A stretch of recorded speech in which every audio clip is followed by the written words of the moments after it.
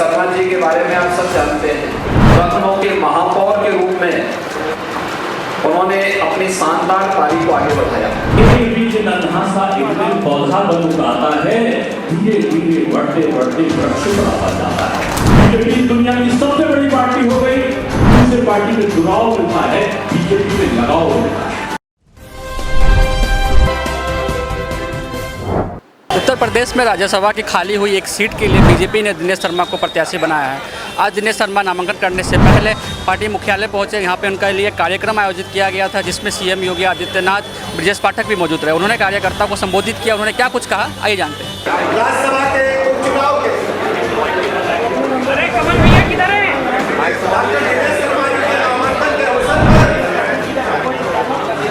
सबसे पहले आप सबका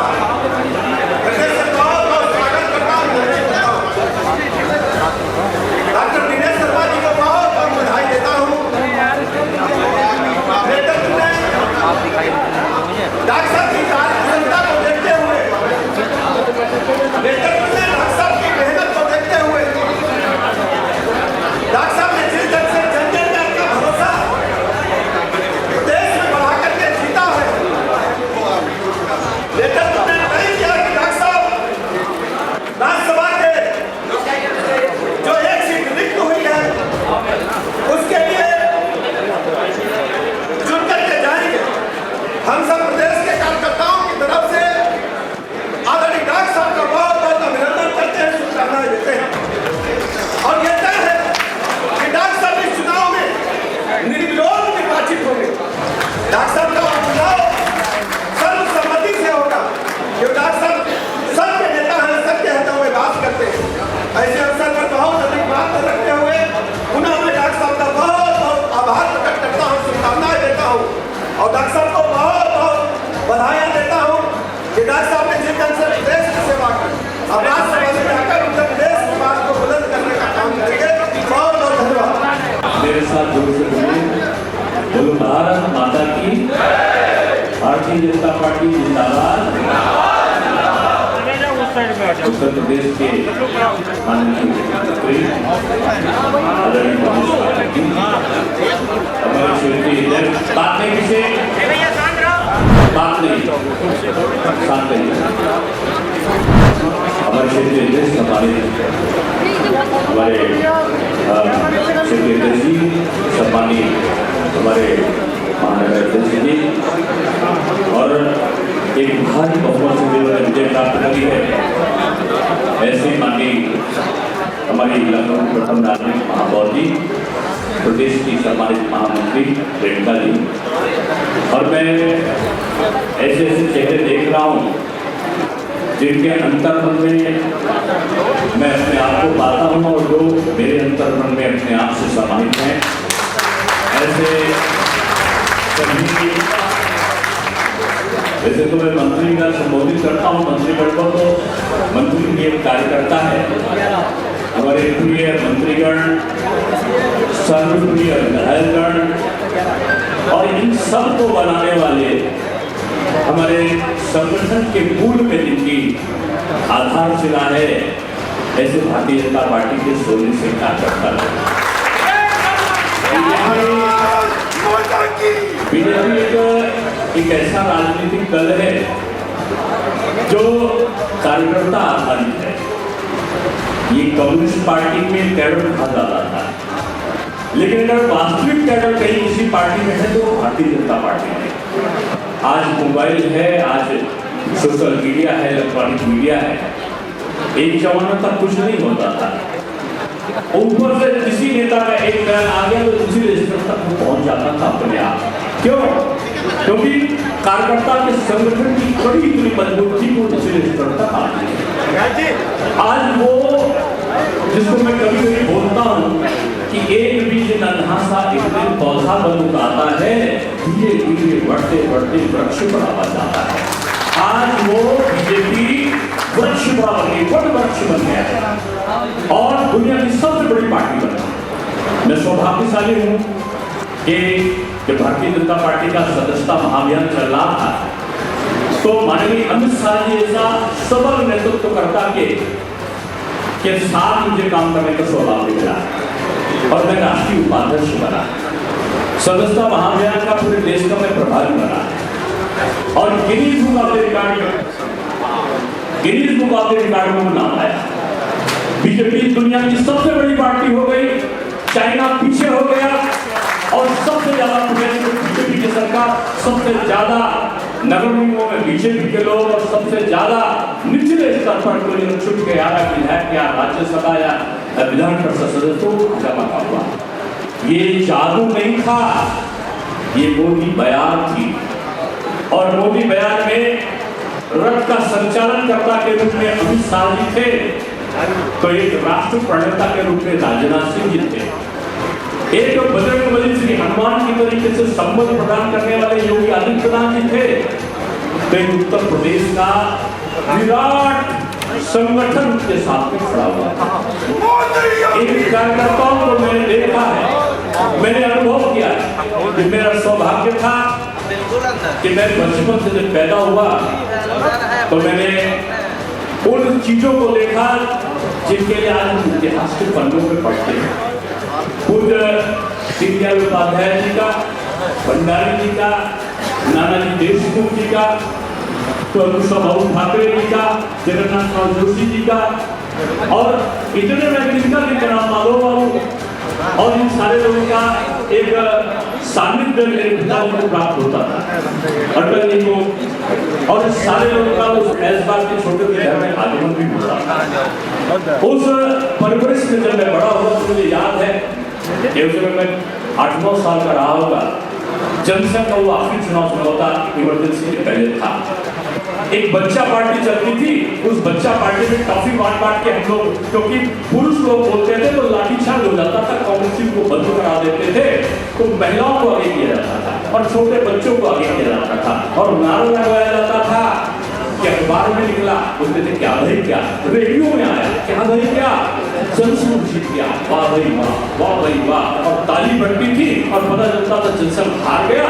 कांग्रेस की लाठी लेकर दौड़ाते थे और किसी झूठे अपराधों में बंद करा देते थे। फिर निकलते थे जनसंघ के कार्यकर्ता, फिर निकलते थे वो लोग जो राष्ट्रीय स्वयंसेवक संघ के लोग थे, सड़कों पर निकलते थे, पिटाई होती थी, घर लुट जाता था, लोग मकान बेच देते थे, घर से रोटी ठंडा करते थे और उसके बाद जनसंघ को और बीजेपी को जिताने के लिए लगते थे। ये वो दौर था जिन लोगों ने समर्पण किया था इस पार्टी के लिए।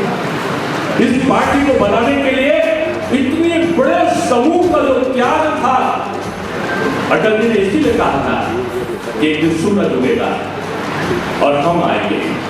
राजीव गांधी ने व्यक्त किया था जब 2 सीटें बीजेपी की आई थी, एक गुजरात की थी और एक और सीट आई थी उससे साउथ से आई थी।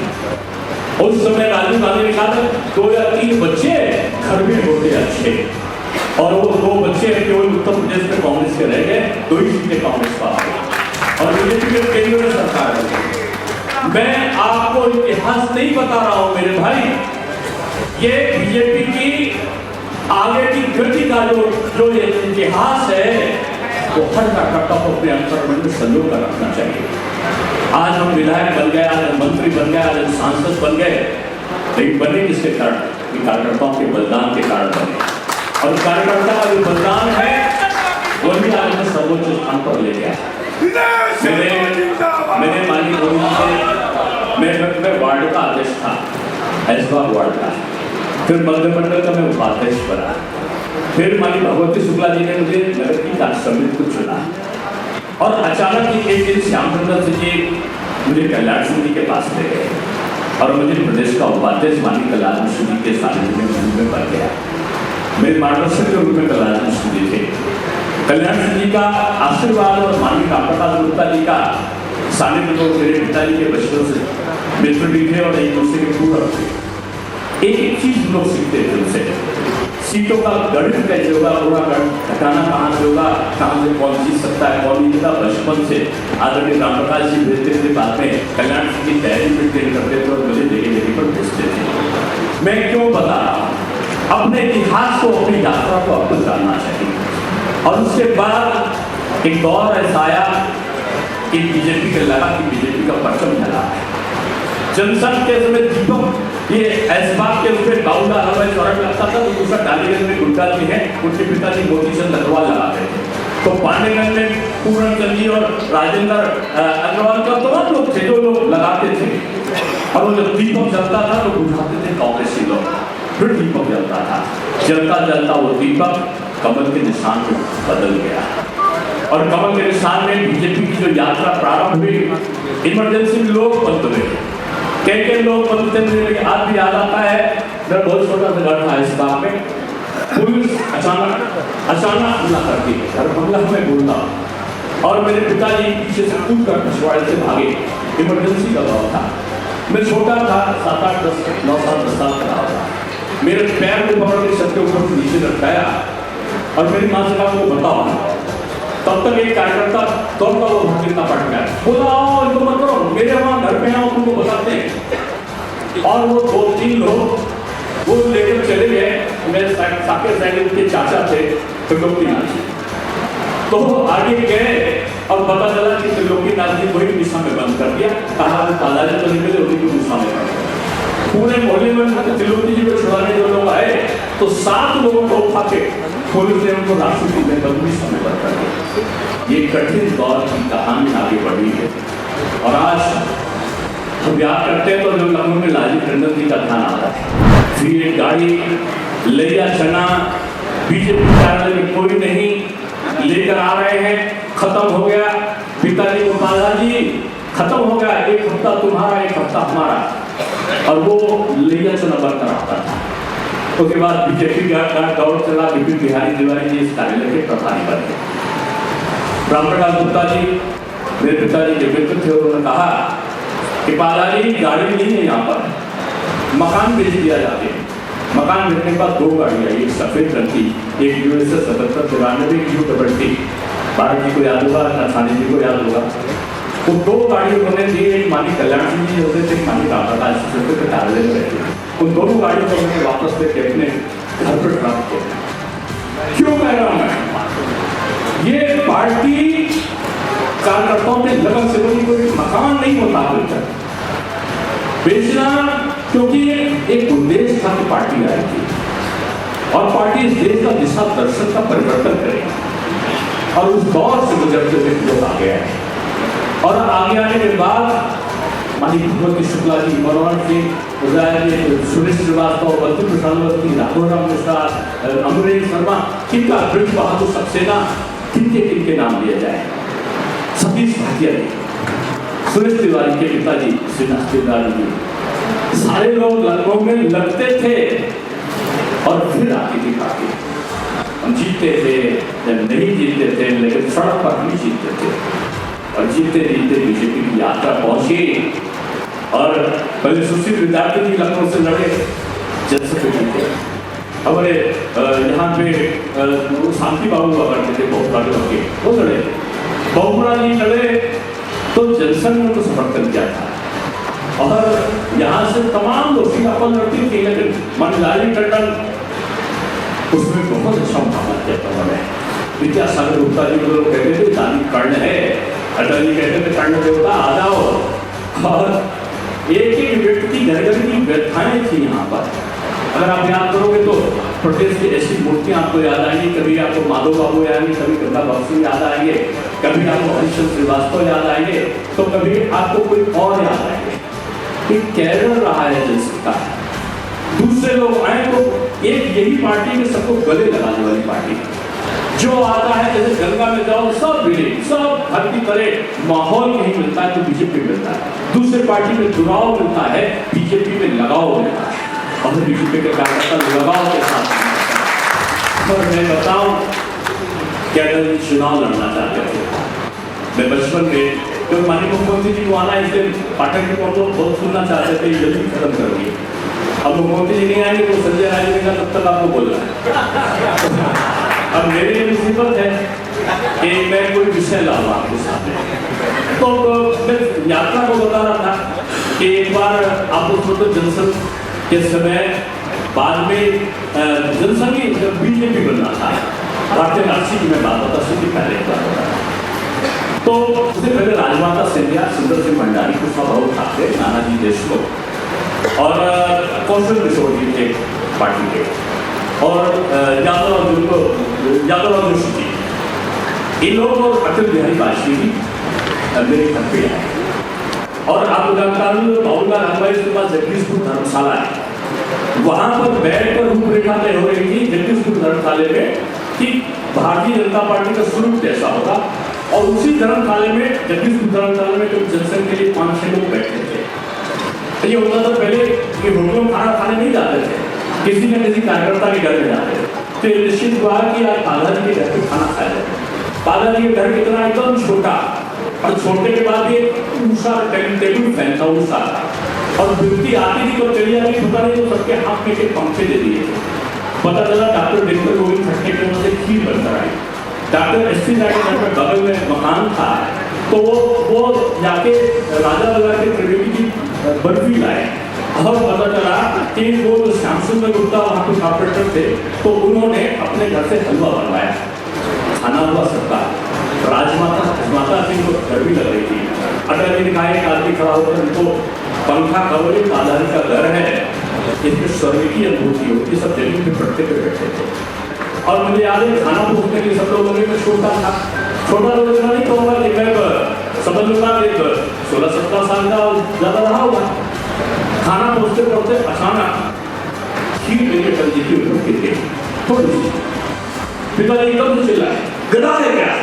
जहां कहा गधा का जितना पीछे उठ सके।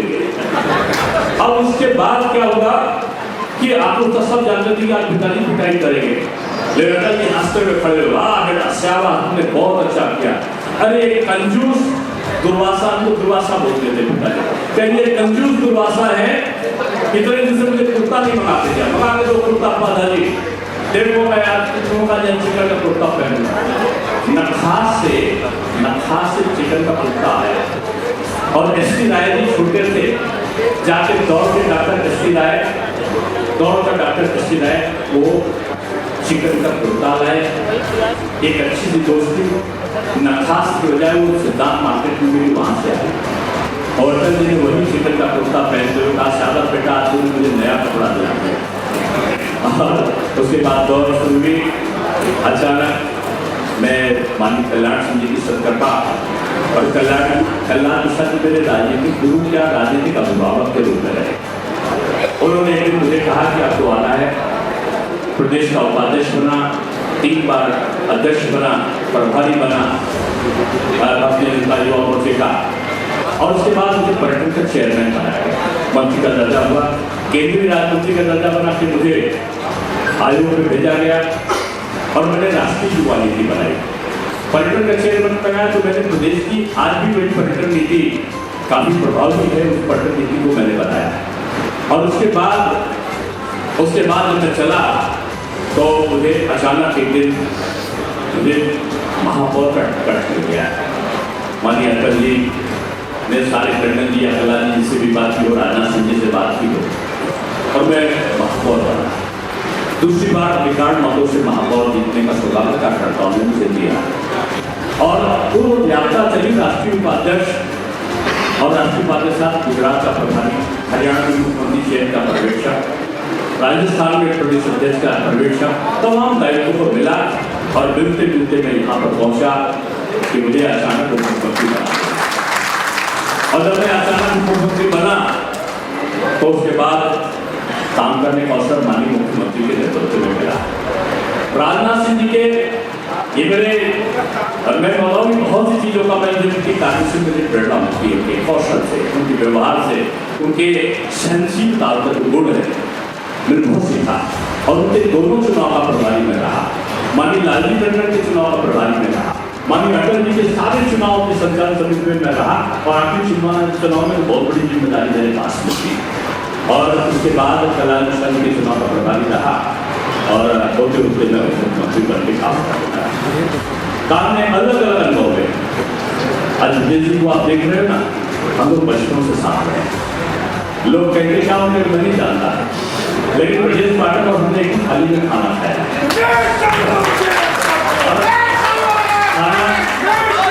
खाना में कभी मेरा खाना एक चीज ले जाता जानते थे। मेरे अलमारी में पैसा रखा हो तो अलमारी का पैसा निकाल ले जाते।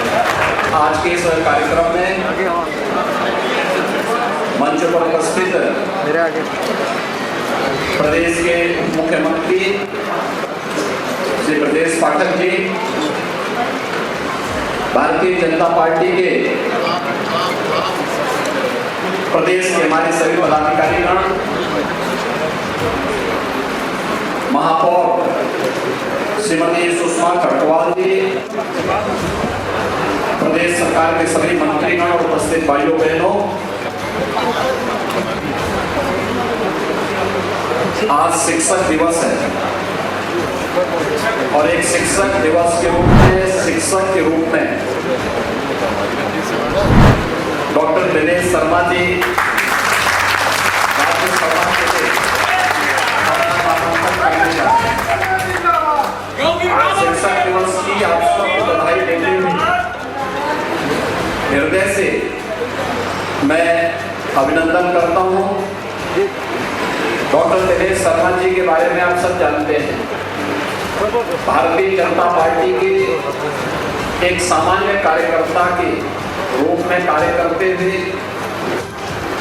विभिन्न दायित्वों का निर्वहन करते हुए, संगठन के विभिन्न पदों का दायित्वों का निर्वहन करते हुए, युवा मोर्चा के प्रदेश के अध्यक्ष के रूप में विभिन्न राष्ट्रीय दायित्वों का निर्वहन करते हुए, लखनऊ के महापौर के रूप में उन्होंने अपनी शानदार पारी को आगे बढ़ाया। 2017 से 2022 के बीच में उत्तर प्रदेश के अंदर भारतीय जनता पार्टी की सरकार बनने के उपरांत उप मुख्यमंत्री के दायित्व का माध्यमिक और उच्च शिक्षा, दो विभागों की जिम्मेदारी का निर्वहन, साइंस एंड टेक्नोलॉजी तमाम अन्य विभागों का नेतृत्व करते हुए उन्होंने शिक्षा के क्षेत्र में भी व्यापक रिफॉर्म किए, सुधार के लिए अनेक कदम उठाए।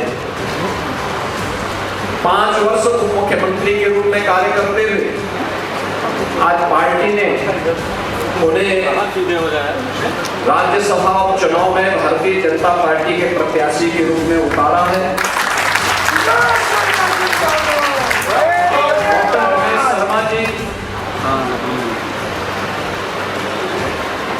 पंडित दीनदयाल उपाध्याय जी और सरदार अटल जी के उन मूल्यों और सिद्धांतों के साथ सदैव जुड़े रहे हैं, जो भारत की राष्ट्रीयता के साथ ही मूल्यों, आदर्शों और सिद्धांतों की राजनीति पर विश्वास करते हैं। उन मूल्यों और आदर्शों को यही परिणति है कि राजनीतिक जीवन में लगातार उत्तरोत्तर वे पार्टी के प्रदेश और राष्ट्रीय स्तर के अनेक दायित्वों का निर्वहन करते हुए आज इस उपचुनाव में भारतीय जनता पार्टी के राज्यसभा उपचुनाव में प्रत्याशी के रूप में अपना नामांकन भरने जा रहे हैं। इस अवसर पर डॉक्टर दिनेश शर्मा जी के प्रति अपनी शुभेच्छा और शुभकामना देते हुए मैं राष्ट्रीय नेतृत्व के प्रति, आदरणीय प्रधानमंत्री जी के प्रति, राष्ट्रीय अध्यक्ष जी के प्रति और पूरे केंद्रीय नेतृत्व के प्रति हृदय से आभार व्यक्त करता हूं कि उन्होंने डॉक्टर दिनेश शर्मा जी को उत्तर प्रदेश के एक निष्ठावान कार्यकर्ता को सम्मानित किया है, उसको आगे बढ़ने के लिए अवसर दिया है। प्रदेश की जनता की ओर से आभार व्यक्त करते हुए मैं डॉक्टर दिनेश शर्मा जी के प्रति हृदय से बधाई देता हूं और आप सबका अभिनंदन करते हुए अपनी वाणी को विराम देता हूं। धन्यवाद। जय हिंद। तो अभी आपने सीएम योगी आदित्यनाथ, ब्रजेश पाठक और दिनेश शर्मा को सुना। सीएम योगी और ब्रजेश पाठक ने दिनेश शर्मा को शुभकामनाएं दी। इसके साथ साथ दिनेश शर्मा ने भी अपने संघर्ष को याद किया। कैमरा पर्सन ताहा के साथ मैं अजीत राज, RNI न्यूज़, लखनऊ।